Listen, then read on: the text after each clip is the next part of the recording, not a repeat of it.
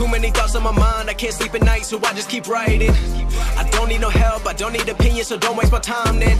I just been living online, my city don't show me no love, and that's fine. Fuck local radio stations, I got more plays than all of these rappers combined. I'm going again, I've been going in, I'm fed up with so many things, I gotta just let it all out. I'm talking about the shit they've been talking about, telling me I should do this, telling me I should do that, telling me things about rap, talking the truth and that stab in my back, they will knock me off track, people below. I've been keeping real, I've been doing what I feel, I've been out here trying to kill every beat, I know I will, everything I'm working on, every night another song, they've been quiet all along, they gon' notice when I'm gone.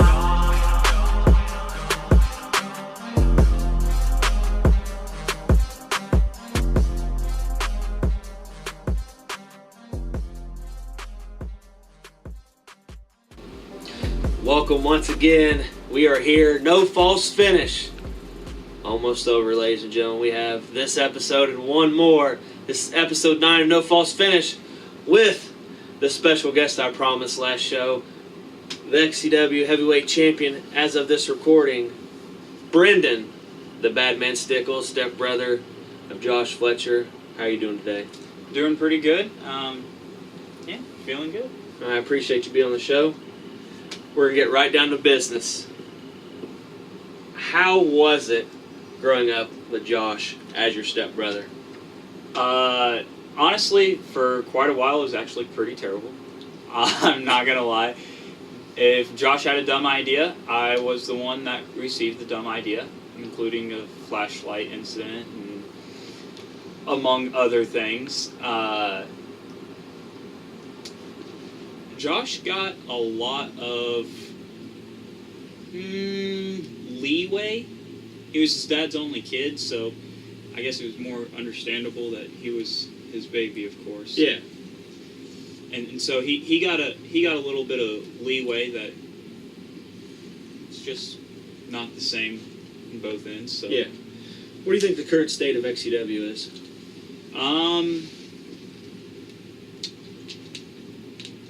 Right now, I'd say it's kind of stable. I'm not going to say that it's booming or going up in trajectory or anything, but it's certainly not downfalling the way that it has been probably 4 or 5 months ago, I would say. Yeah. Weather actually working with us currently for the moment. Yeah, fingers crossed. So, key to having a good wrestling match is having a good dance partner. Trusting your dance partner that they're going to have your back. Regardless, like if you hate the person, you still want to go out there, you want to perform well, you want to put on the best show possible. So, trusting the person is key. It's one of the things we always tell new people. So, I believe it was Code Red. I'm sure I'll be corrected if I'm wrong. Somewhere below the video. And Code Red, we had a Fatal 4-Way match. DJ Wahlberg, Corey Lee, Brendan Stickle, Chris Jones. And we were kind of in and out with each other for a minute. And we had a match. I would say it was pretty decent. And we did a spot. Brendan Stickle, DJ Wahlberg, Corey Lee on the outside of the ring. I hit the ropes, go for the dive. No one home. Why did you not protect me and catch me on the dive? To be quite honest, that was the first time that I had received a dive.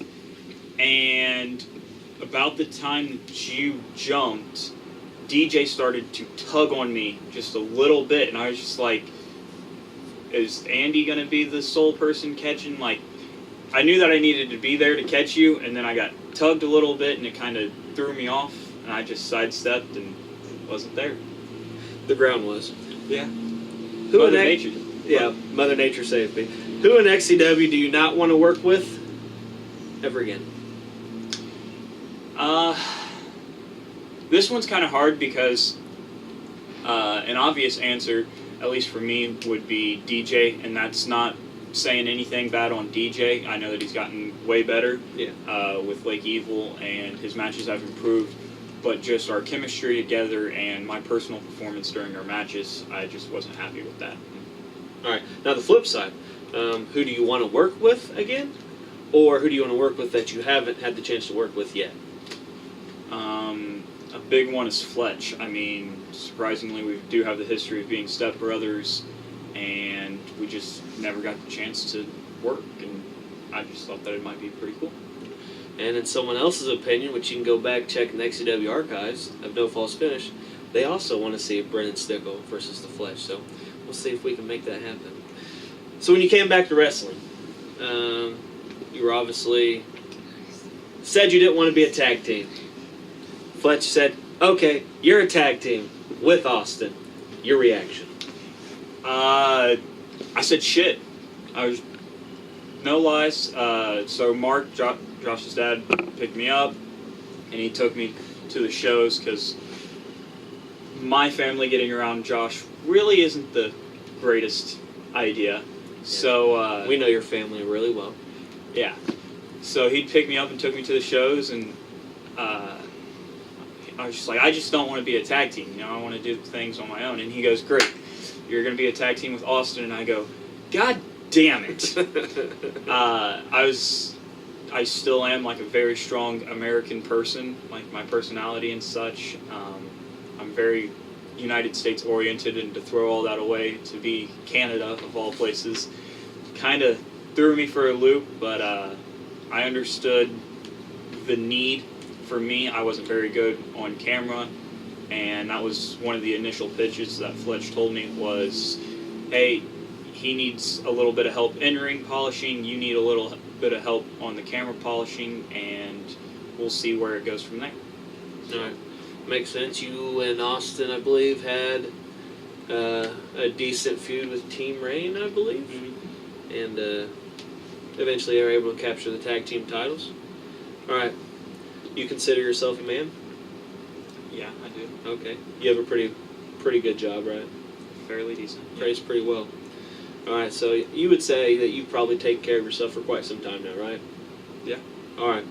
The next question: Why were you so afraid of your grandparents finding out that you wrestled?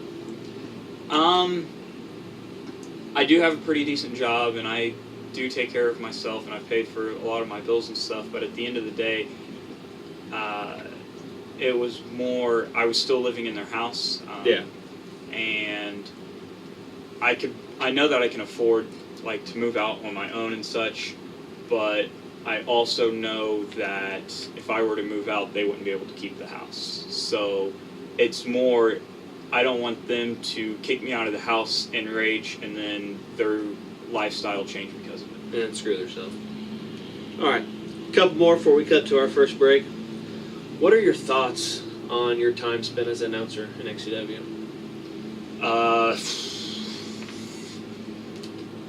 Terrible.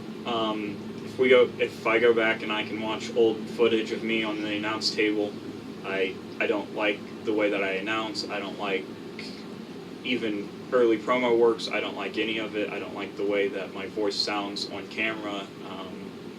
And there's definitely some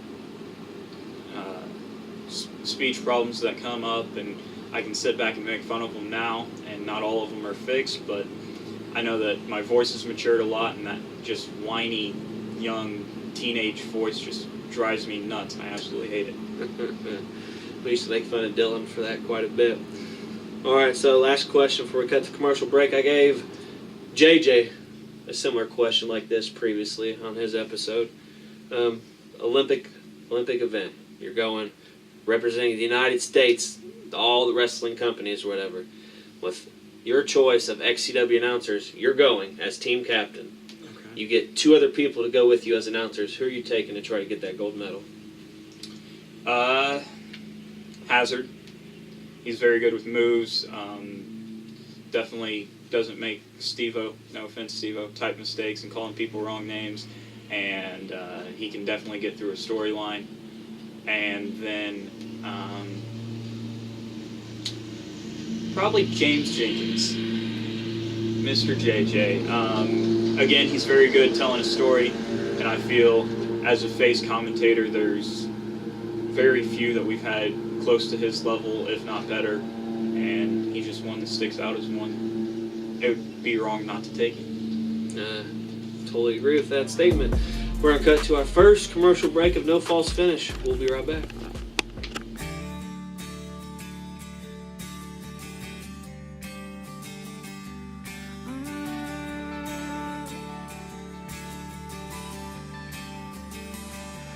when the smoke clears and the flashing lights and neon signs all disappear. It's like closing time and the sound of silence is all you hear. Oh, 'cause everyone's gone, trying to make sense. Maybe I got a little lost and got a little reckless, trying to piece it all together while I'm standing in the middle of the wreckage. It's all I'm left with, burning both ends of the night, just trying to find it. Anything I could to get me higher. When that high starts running out, what goes up must come down. Falling feels like flying till you hit the ground. Got a choice to choose. I should learn to win, 'cause I sure as hell know how to lose. I spend most of my life just caught inside a catch-22. Damned if I don't, damned if I do. Burning both ends of the night, just trying to find it. Anything I could to get me higher. When that high starts running out, what goes up must come down. Falling feels like flying till you hit the ground. I said falling feels like flying till you hit the ground. Yeah, falling feels like flying till you hit the ground.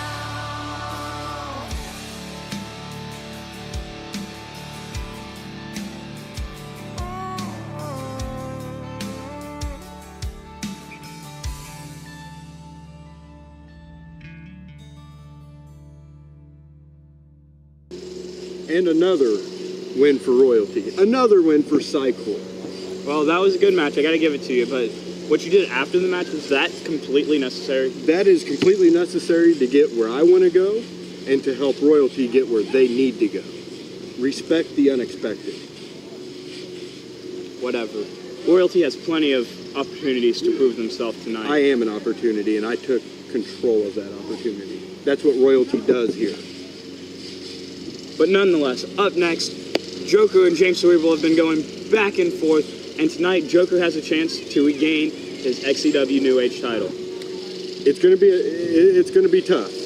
Especially considering it's on James' home turf, a Brooklyn street fight.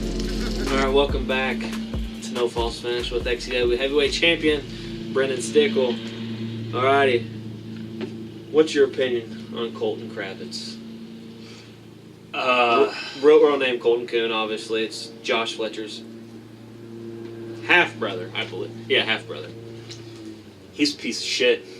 Not only show-wise, he's left us high and dry, vividly last year in the Mr. Summer Mania Cup, but also there's an incident, I don't know if you're going to bring it up, but we were...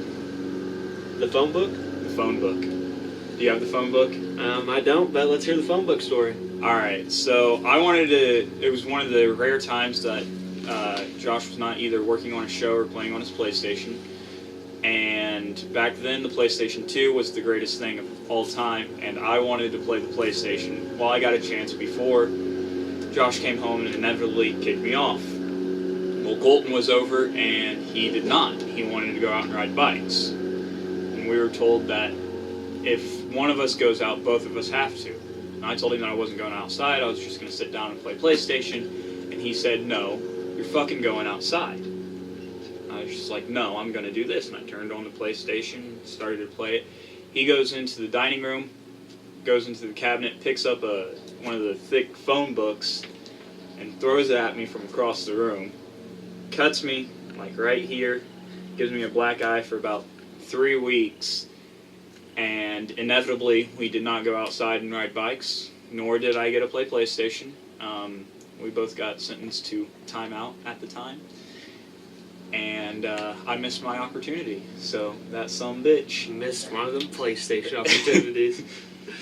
All right, who do you think is the worst XCW superstar, and why? Of all time? All time. You've been here since 2003. Of all time.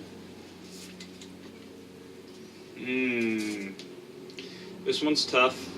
I know that he's had a lot of good matches, but from recent memory, I'm going to say DTC.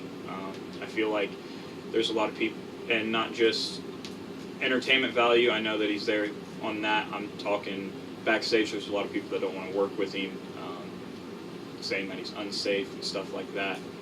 And to me, safety is a huge issue. So, yeah, I'll go DTC. Now, there's really only two people that want to work with DTC.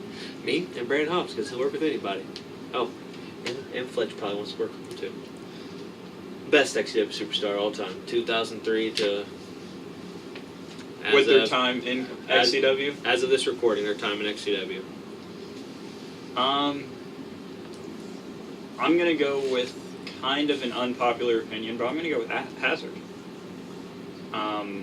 Because he really puts his entire body on the line for the entertainment value of the show, and that's not something that you can get a lot, plus his continued commitment of the show.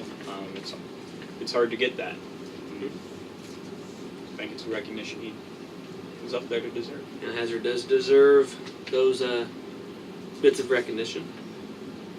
How does it make you feel, and correct me if I'm wrong, because I might not have the right amount of years, how does it feel that it took 15 years before Fletch finally gave you the opportunity to win the world title, which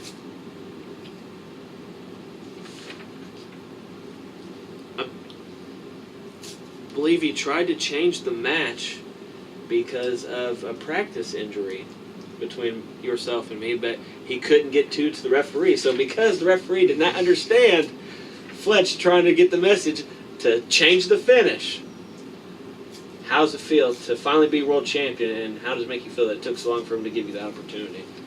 All right, so I'm going to split this in two parts. The 15 years, it was off and on. I really had one good run at the beginning, and I was kind of tied down to the cruiserweight. Solely, I was small. I was Fletch's annoying little stepbrother. So that's really the pivotal point there, is I just couldn't get seen as anything bigger than that, and I didn't really have the commitment to get seen bigger than that. My next big return, of course, I got tag teamed with Austin Chaos, and before anything big could come out of that, I got diagnosed with my injury. That kept me out. So before there was a chance for a singles there, I cut it out. So really this next return is the first time that I had a real big singles push in the works at all. And so, I mean, people can use it, you know, yeah, there's people that come in and then 4 shows later have the title. But it took me 15 years, and I honestly probably wouldn't change it, because there's a determination factor behind it. And then the second part, him trying to change the finish, I was severely injured, but I was also overselling quite a bit. So the fact that I was overselling to the point where Fletch thought that it would be a very long-term injury and that he would need to switch up the title picture like that. I'll take it as a credibility to my selling ability, but whenever he told me that he was trying to change it at first, I was pretty heartbroken, but I understand why. I mean, that match for sure was a half a star, if that, no star match, and not quite the kind of match that I'd want to win my first one, if I could go back. Trying to Kenny Rogers says. Look at directed towards the injured ankle there. Not really sure. Haven't got word from the medical staff.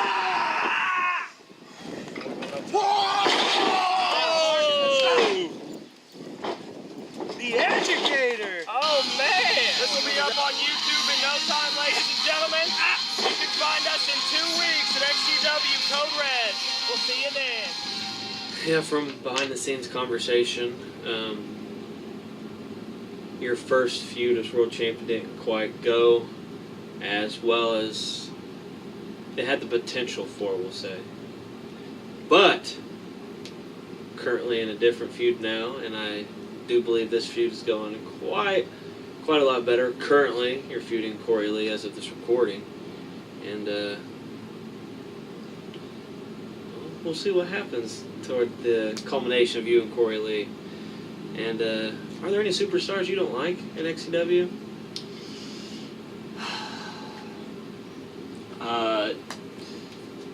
There's don't like, yes. Like, I'm not gonna say that I hang out with every person in the superstars. Like, I'm good friends with everybody, because I'm not.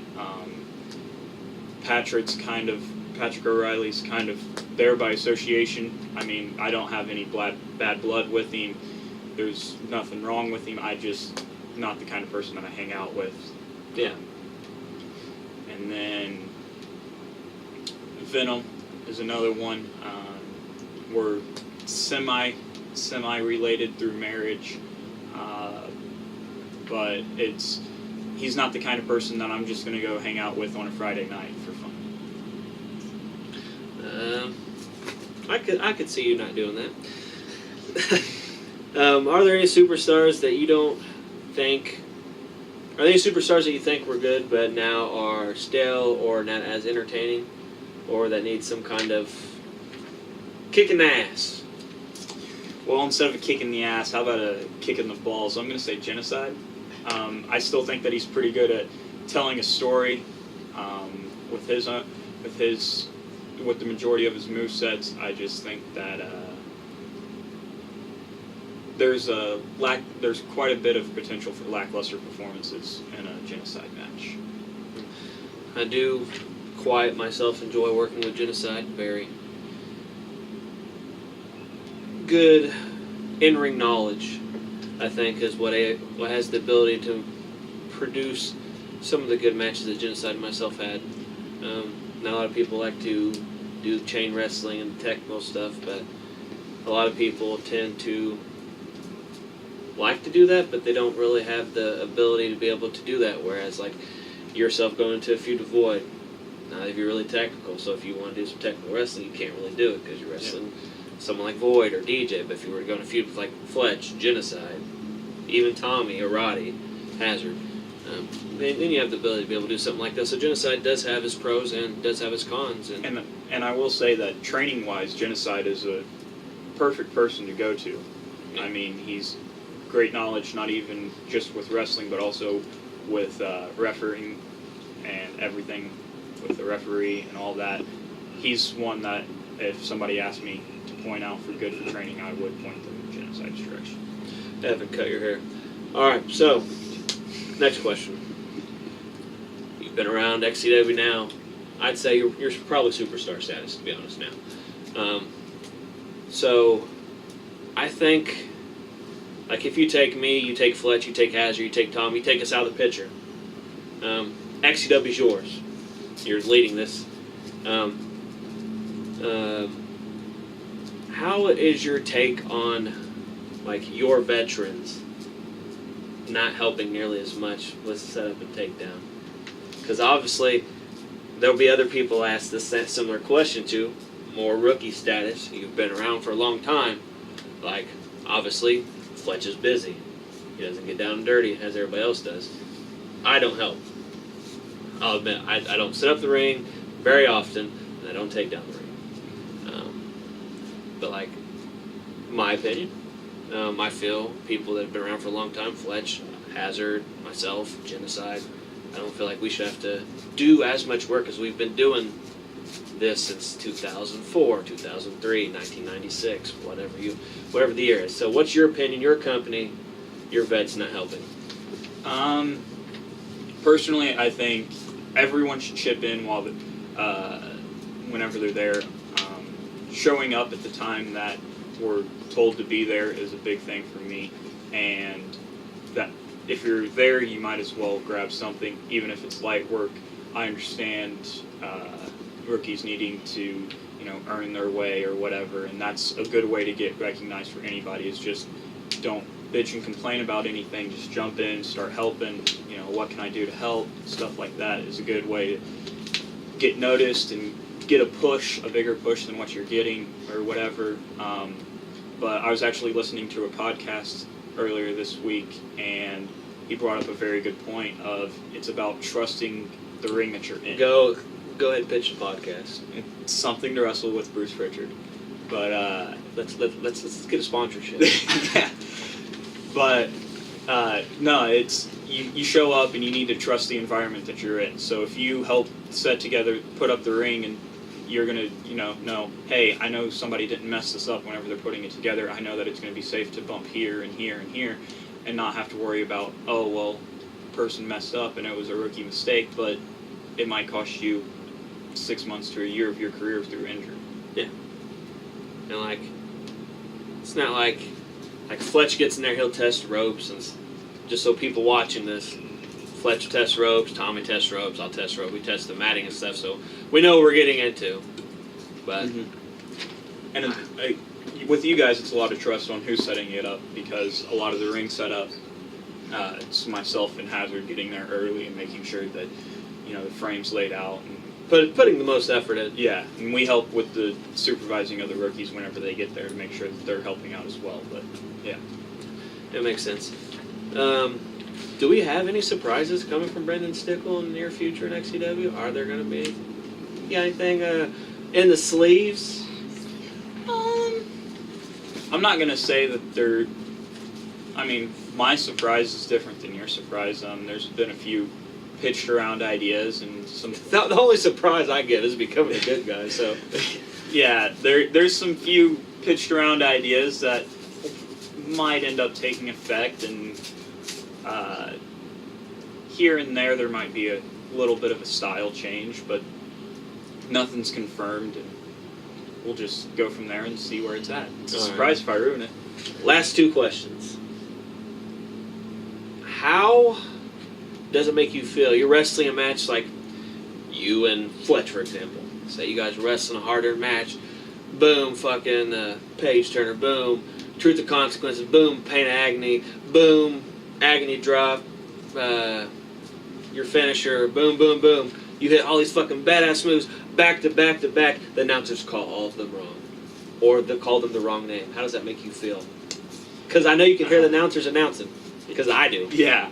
From my time on the table, I know that it's a lot harder than just calling a move wrong, or just not noticing something. So there's a lot to announcing that a lot of people don't understand. So I understand whenever they call something wrong. It's a little disappointing if it's like a huge spot. And myself personally, if there's a huge spot going on and I want to make sure that they call something right, I'll go over to them before the match even goes on, and I'll be like, hey, we worked on this spot. Whenever this comes up, this is what I'd like for you to call. And then hope that they just remember it, and if not, then I'm a little disappointed in them, and I'll point it out. But I actually thought of another question too while we're at it. You mentioned yours and Fletch's relationship, being a stepbrother growing up. Obviously, your parents aren't married anymore, but I'm assuming you guys still consider each other brothers to an extent. What's your guys' relationship like now? Because growing up, his PlayStation, you ain't touching it, and honestly, recently in the past year and a half, it's gotten significantly better. I consider him one of my closest personal friends. We do a lot of things together. We've been to New Orleans for WrestleMania. We took a drive up to Chicago. If I need to escape my house at any time, I come over to Fletch's. Just kind of friendship through the love of wrestling, and just, yeah, significantly improved from stepbrother. And then last question is, been here since 2003. You were Brendan the Badman Stickle back then, wrestling the Cruiserweight division. You came back, you forgot to mention, unless you don't consider it a big return, I consider it a big return, you came back as announcer at some point. You did the EBW stuff. I think that was very big. Fletcher loves the EBW storyline. Came back with Austin. You came back, and now you're superstar stats, Brendan the Badman Stickle, rivaling some of the top heels in XCW. What kind of advice can you give to Evan Phoenix, DJ Wahlberg, the announcers, refs? What kind of advice can you give to anybody in general? 2 things. 1, speak up. If you want to work on your moveset, if you want to, hey, what's a better way to take this? Hey, can you help me get better at chain wrestling? Can you, what's your advice for going off the top rope? Just speak up. If the person you speak up to doesn't know, they'll direct you in the right direction. And then 2, put in the work.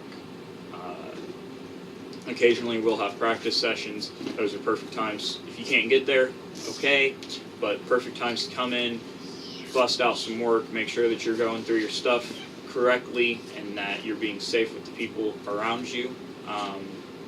Before the shows, you show up, help set up the ring. The more people we have help, the quicker we can get it up, the more practice we can get in there. And then experience is a huge thing. The more you work, the better you're going to get. So if we're looking for occasionally an extra match or a dark match or something like that, don't be afraid to, hey, give me a shot against him. And that's a good chance for the newer guys to be like, well, I want Chris Jones in the dark match.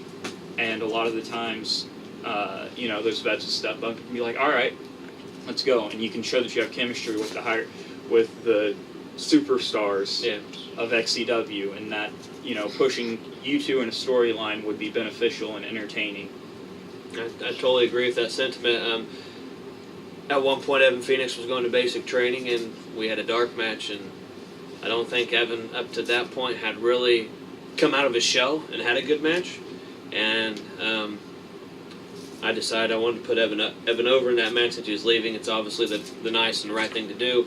Then Evan came back from basic, and I think Evan's been really great. I mean, him and Venom didn't get to have the best of matches. There was a couple of spots with Tommy, but Evan's been good since he came back. So I totally agree. Like Brendan said, speak up, be heard.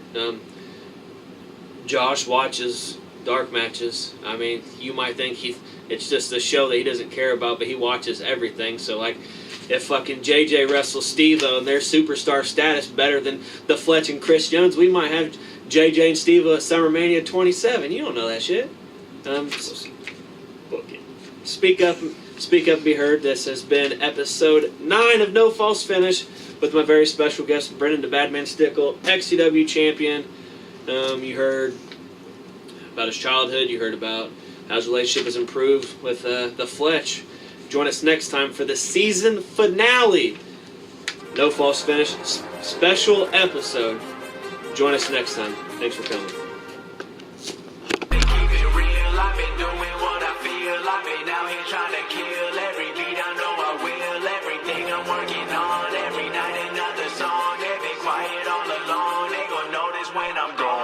Everybody wanna copy you, but they're not you. Everybody wanna be cool, but they're not new. Whoa, look how I go. Gonna be a dentist, I still got the flow. Never gonna lose, cause I'm still doing both. Never gonna lose, cause I've been on the road. Come to your state and I'm killing the show. Know that I'm young and I still gotta grow. Know that I'm working the most, know I'm never gonna choke. And I'm looking back down on the people below. I've been keeping real, I've been doing what I feel. I've been out here trying to kill every beat, I know I will. Everything I'm working on.